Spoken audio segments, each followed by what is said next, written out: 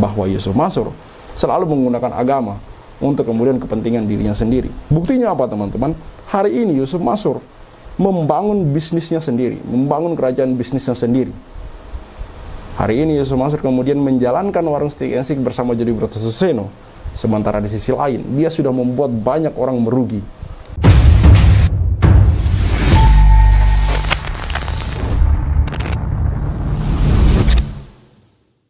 Bismillahirrahmanirrahim. Assalamualaikum warahmatullahi wabarakatuh. Kembali bersama saya Al-Walid. Sebuah tulisan muncul di timeline saya di lini masa Twitter. Lagi-lagi ditulis oleh Ali Syarif. 18 April 2025. Agama bukan dagangan, melawan manipulasi dakwah yang menyesatkan. Beberapa waktu lalu, saya juga mengupload sebuah video di mana di sana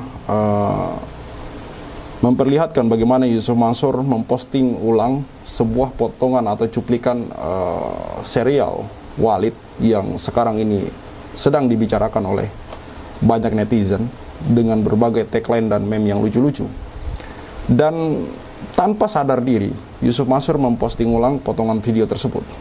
Dia lupa bahwa dia sendiri juga kurang lebih melakukan hal yang sama, hanya beda tujuan dan beda cerita saja. Dalam hal ini, kami melihat Yusuf Mansur banyak kemudian mengajarkan hal-hal yang itu ajaran-ajaran yang kemudian membuat orang-orang merasa dirugikan. Banyak kemudian mengajarkan ajaran-ajaran yang kurang lebih menyimpang yang kemudian banyak kami kritisi. Dalam hal ini tentunya salah satunya mengenai sedekah. Dan juga di sisi lain, Yusuf Mansur selain kemudian mengajak orang untuk bersedekah, yang mana itu kemudian ajarannya kami anggap keliru, di mana di sana dia mengiming-imingi orang yang bersedekah dengan ganti atau kembali 10 kali lipat. Dia juga kemudian mengajak orang berbisnis, yang mana dari setiap bisnis yang dia ajak, dari setiap bisnis yang kemudian dia presentasikan, ini semuanya gagal teman-teman. Yang mana yang dirugikan di sini bukanlah Yusuf Mansur, tetapi orang-orang yang diajak, yang mana tentu ini adalah mereka masyarakat menengah ke bawah teman-teman, yang hari ini menangis menuntut haknya untuk dikembalikan, namun sama sekali tidak digubris oleh Yusuf Mansur. Tulisan dari Bapak Ali Syarif, 18 April 2025. Agama bukan dagangan, melawan manipulasi dakwah yang menyesatkan. Fusilat News. Di zaman ini, ketika segala sesuatu bisa dijual, agama pun tak luput dari godaan komersialisasi. Ironisnya, pelakunya bukan orang-orang asing terhadap ajaran agama itu sendiri, melainkan mereka yang mengaku sebagai juru dakwah, ustadz bahkan pendeta, dengan ayat dan dalil di ujung lidah. Mereka menjajakan surga, menawarkan keberkahan dengan cara transaksional, dan membungkus kepentingan pribadi dengan kemasan ilahiyah. Salah satu nama yang tak asing adalah Yusuf Mansur. Ia bukan hanya berdakwah soal keutamaan sedekah, tetapi menjadikannya seolah-olah seperti produk investasi. Jamaah didorong menyetor uang dengan janji bahwa Allah akan mengganti dengan jumlah berlipat ganda. Sedekah berubah menjadi sistem MLM spiritual. Ayat-ayat suci pun diseret ke dalam logika pasar. Siapa menyetor paling banyak akan untung paling banyak. Maka tak heran ajaran tentang ikhlas dan ridho bergeser jadi motivasi mengejar rezeki cepat. Benar. Dari ceramah-ceramah Yusuf Mansur di waktu lalu, kami melihat pada akhirnya orang-orang ini bersedekah bukan lagi mengejar pahala teman-teman, bukan lagi mengejar kehidupan akhirat, tetapi mengejar keuntungan alias profit. Maka saya tidak heran mengapa tulisan ini kemudian mengatakan bahwa sedekah sudah tidak lebih dari istilah transaksional, dari bahasa transaksional, di mana orang-orang bersedekah bukan lagi mengejar akhirat, tetapi mengejar dunia semata. Bukan kemudian kami umat Islam atau kami kemudian mengajarkan bahwa atau memberitahukan bahwa tidak boleh mengejar dunia, tidak. Tapi ada cara-caranya sendiri. Kejarlah dunia dengan ilmu dunia dan kejarlah akhirat dengan ilmu akhirat gitu. Bahkan kita bisa mengejar dunia untuk kemudian tujuan akhirat gitu. Bisa saja. Bukan kemudian melakukan ritual-ritual akhirat untuk kepentingan dunia. Jangan dibalik-balik teman-teman. Dan inilah yang kemudian kami sering kritisi dari Yusuf Mansur. Baik, kita lanjut teman-teman. Padahal Ajaran semacam ini sangat jauh dari teladan Nabi Muhammad SAW. Rasulullah tidak pernah menjadikan dakwah sebagai ladang bisnis. Dalam banyak riwayat, Nabi bahkan menolak hadiah dan sedekah yang bermotif duniawi. Dalam hadis riwayat Bukhari dan Muslim, Nabi bersabda, "Sesungguhnya aku diutus bukan untuk meminta harta kalian, tetapi untuk mengajarkan kepada kalian agama yang lurus." Nabi juga hidup dalam kesederhanaan. Beliau tak pernah mengumpulkan harta dari para sahabat dengan janji bahwa harta itu akan membuat mereka kaya secara instan. Bahkan ketika beliau wafat, baju perangnya masih tergadai pada seorang Yahudi karena untuk membeli makanan keluarganya. Tapi dalam hal ini, saya catatkan kepada Anda bahwa Rasulullah ini bukan orang miskin sebenarnya. Bukan orang miskin. Bahkan ketika beliau menikah untuk pertama kalinya, dalam hal ini melamar Khadijah, itu menurut cerita dikisahkan oleh beberapa ustadz yang saya dengar, dan ini jelas datanya, sanadnya, hadisnya teman-teman, bahwa Rasulullah itu melamar dengan uang yang sangat banyak, dengan lamaran yang sangat banyak. Artinya waktu beliau menikah, beliau itu sedang sebagai seorang bisnismen atau pengusaha muda, teman-teman. Hanya saja beliau memilih jalan dakwah, di mana kemudian beliau ini ketika berbagi harta itu sangat dermawan sekali. Tapi ketika untuk dirinya sendiri, beliau sangat sederhana. Beliau bukanlah orang miskin yang kemudian terpaksa miskin, teman-teman. Tapi beliau itu memilih untuk hidup sederhana. Kalau beliau mau kaya, beliau bisa sangat kaya sekali. Beliau ini adalah raja. Beliau ini adalah pemimpin Madinah. Ibaratnya boleh dikatakan presiden Madinah waktu itu. Raja dari Madinah waktu itu. Jadi jangan salah kaprah bahwa beliau ini memilih hidup sederhana. Bukan kemudian orang yang terpaksa miskin, teman-teman.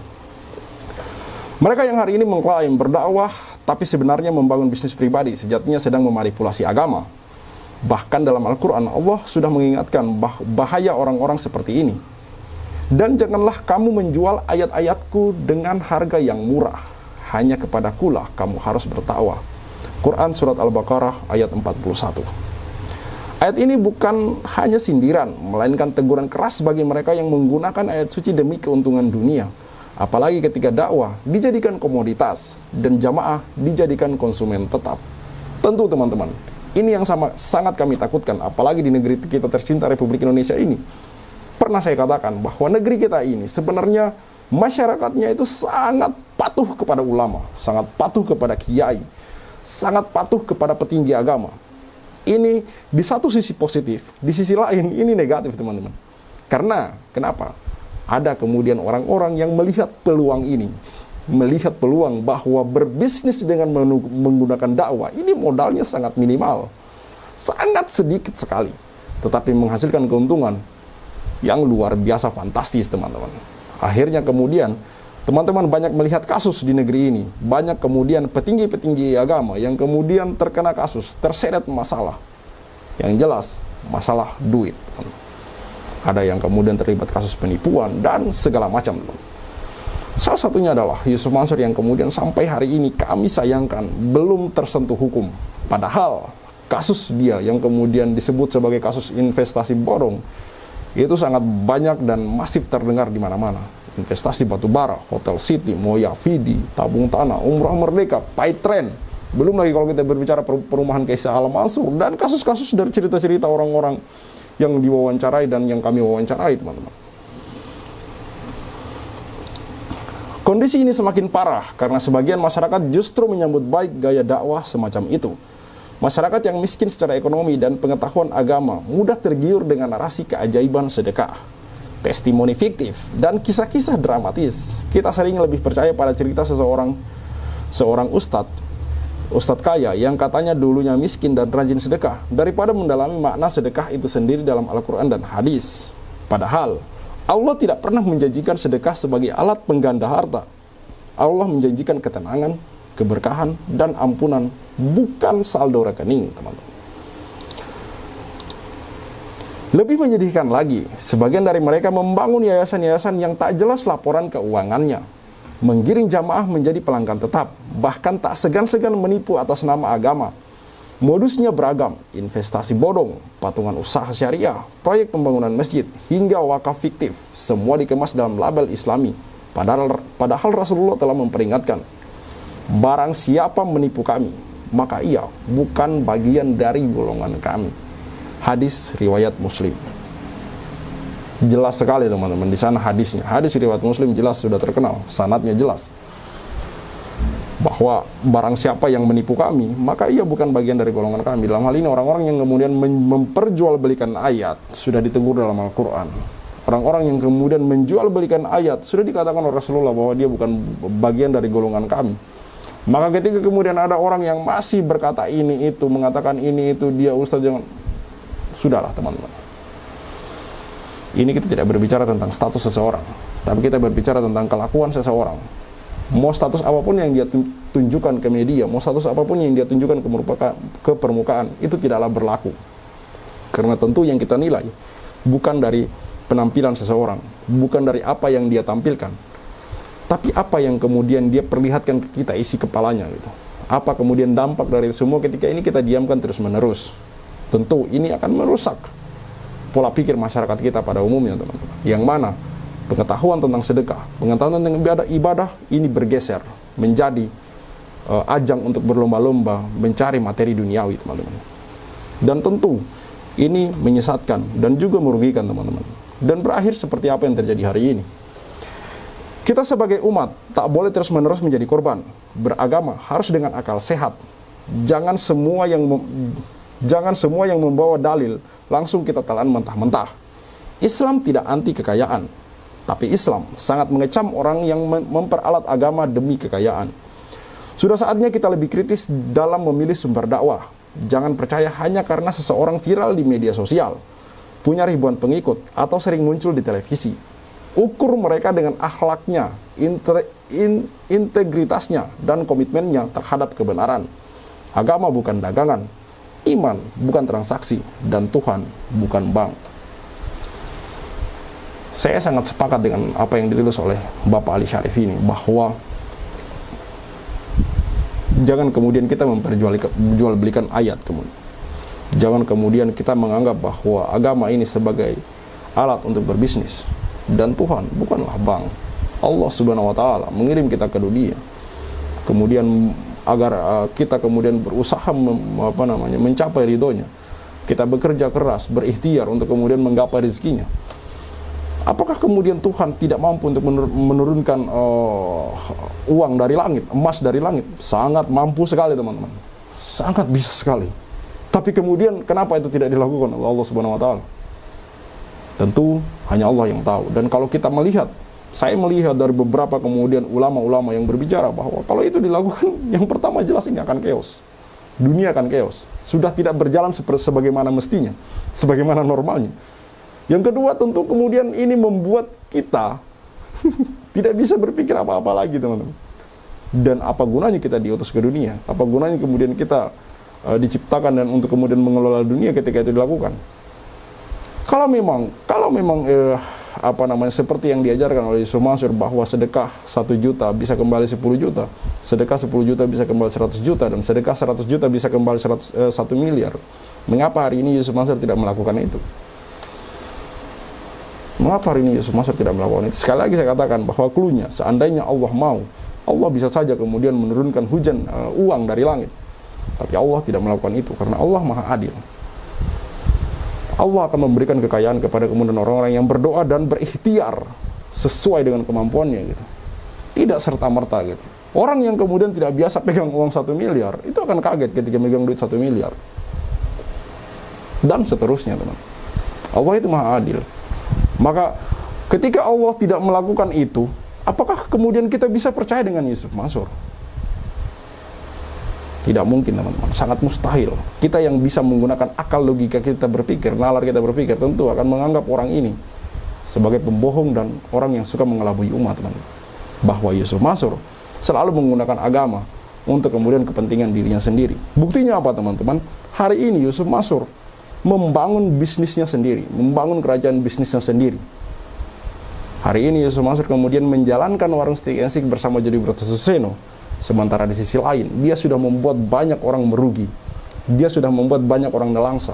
Kuncinya di situ, teman-teman. Kok dia bisa membangun bisnisnya pribadi, sementara ketika itu dia bangun bersama orang lain, semuanya mangkrak. Pertanyaannya adalah, kemana duit orang-orang ini? Dan digunakan untuk apa? Apakah untuk bisnis pribadinya sendiri? Wallahu a'lam bishawab. Hanya Yusuf Mansur yang lebih tahu. Sekali lagi saya katakan teman-teman bahwa orang-orang seperti ini tuh banyak di negeri ini. Orang-orang yang menggunakan ayat-ayat suci untuk kemudian kepentingan dirinya sendiri, untuk kepentingan duit, banyak tumbuh subur di negeri ini. Karena kenapa? Seperti yang saya katakan tadi, bahwa selain kemudian pemerintah kita acuh tak acuh dengan hal-hal seperti ini, masyarakat kita juga masih kurang literasi, masih kurang edukasi mengenai hal-hal seperti ini. Maka sekali lagi saya katakan bahwa orang-orang seperti ini harusnya mendapat peradilan dan harusnya diadili dengan seadil-adilnya. Sekali lagi saya katakan dalam akhir video ini bahwa kita tetap melakukan perlawanan kepada Yusuf Mansur untuk kemudian memboikot Yusuf Mansur, memboikot bisnis-bisnis Yusuf Mansur, dan memboikot warung stick and shake Yusuf Mansur. Khalid Al-Walid, see you on the next videos. Maka 2010 ketika saya masuk pertama kali ke warung stick and shake, like video jangan di skip, share sampai kena strap, like biar kasusnya di up, komen sampai dia kena strap. Yusuf Mansur punya cerita, katanya punya daku di mana-mana, nyatanya cuma numpang nama, emang bisa gak punya muka. Boykot Yusuf Mansur, bikin bisnis batu bara kau bangkrut, bikin aplikasi Paytm kau macet, bikin program umroh merdeka kau mampet, bikin program tabung tanah kau rungkat, bikin program mulia video kau katot, bikin bisnis hotel city ya bacot, bisnis mandek duitnya dicokot. Boykot Yusuf Mansur. Kalau cari tangga dipikir dulu, ngaku komisaris nyatanya halu. Kalau udah dongeng kayak orang nyabu, ngaku punya pesawat nyatanya malu. Boykot Yusuf Mansur. Maju caleg tapi nggak kepilih. Haha, orang udah pada tahu belangnya, ngakunya gabung di warung steak. Ya udah kita boykot sekalian biar steak. Boykot warung steak. Boykot warung steak. Boykot warung steak. Kok bisa bangun bisnis saat pandemi? Emang duitnya dari mana? Kalau bukan dari bisnis fiksi, ngajak umat kumpul dana cuma buat merana. Boykot warung steak. Joni kok cuma diam kayak bot? Apa sih ujuk bikin lu takut? Takut kebongkar, takut kecokot. Bikin bisnis batu bara kau bangkrut, Bikin aplikasi Paytm kau macet, bikin program umroh merdeka kau mampet, bikin program tabung tanah kau rungkat, bikin program moya video kau gatot, bikin bisnis hotel city ya bacot, semua baik duitnya dicokot. Boykot warung steak. kalau cerita nggak dipikir dulu, Ngaku komisaris Grab nyatanya halu. Kalau udah dongeng kayak orang nyabu, ngaku punya pesawat nyatanya malu. Baju caleg tapi gak kepilih, haha. Orang udah pada tahu belangnya, ngakunya gabung di warung steak. Ya udah kita boykot sekalian biar steak. Boykot warung steak. Sorry kok cuma diam kayak bot? Apa sih ujuk bikin lu takut? Takut kebongkar, takut kecokot. Bikin bisnis batu bara kau bangkrut, bikin aplikasi Paytm kau macet, bikin program umroh merdeka kau mampet, bikin program tabung tanah kau rungkat, bikin program moya video kau gatot, bikin bisnis hotel city ya bacot, semua baik duitnya dicokot. Boykot warung steak. Kalau cerita nggak dipikir dulu, ngaku komisaris Grab nyatanya halu. Kalau udah dongeng kayak orang nyabu, ngaku punya pesawat nyatanya malu. Maju caleg tapi nggak kepilih, haha. Orang udah pada tahu belangnya, ngakunya gabung di warung steak. Ya udah kita boykot sekalian biar steak. Boykot warung steak. Stop mampir di sana, stop masuk ke sana, stop makan di sana, stop bikin si ujuk kaya. Boykot warung steak. Bikin Yusuf Mansur ketar-ketir, biar dia mikir, biar dia sadar tanggung jawab. Mansur, kami sudah hilang sabar, umat sudah marah besar. Sampai mana kau kabur, akan terus kami kejar walau sampai lubang kubur. Boykot warung steak. Boykot warung steak. Boykot warung steak. Play video jangan di skip, share sampai kena strap, like biar kasusnya di up, komen sampai dia kena step. Hahaha.